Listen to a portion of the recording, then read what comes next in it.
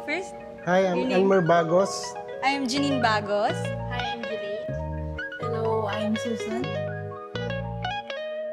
So we're really excited since it's our first hybrid car. Especially my dad, kasi matagal na kami nagre-research about hybrid cars and what is the best car ngayon.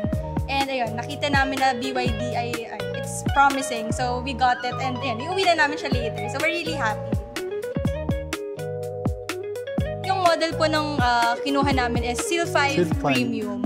Isa sa mga reasons bakit yun yung napili namin out of all the models. Kasi yung range, di ba, minsan kasi yung range anxiety eh. Kasi pinili namin is hybrid talaga. Para if ever walang mga charging station since we're from the province, so mas hindi tayo kakabahan. So since may gas pa siya.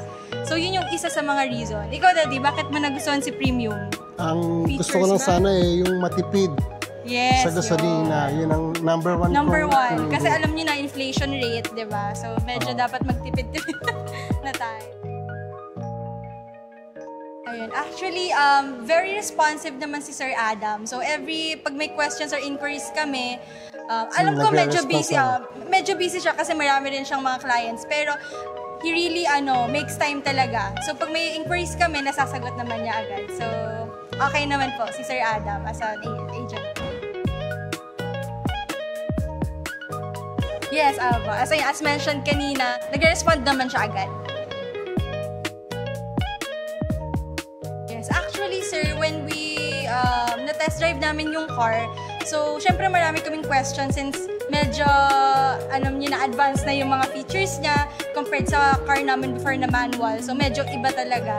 So talagang every questions, like for example, yung sa mga dashboard, yung mga parts ng ibang car. So sinagot naman niya lahat and we naintindihan naman namin lahat ng mga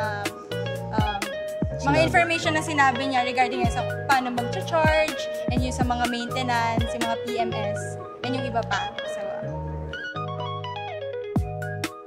yes, of course po. So sana sa mga friends ko dyan, i-recommend ko si Sir Adam. Maliban sa malapit siya sa atin. Malapit po kasi sa amin yung Santa Rosa. From Calamba kasi kami. So, mas okay. Mas accessible, mas madaling puntahan if ever may problem or may maintenance na kailangan gawin.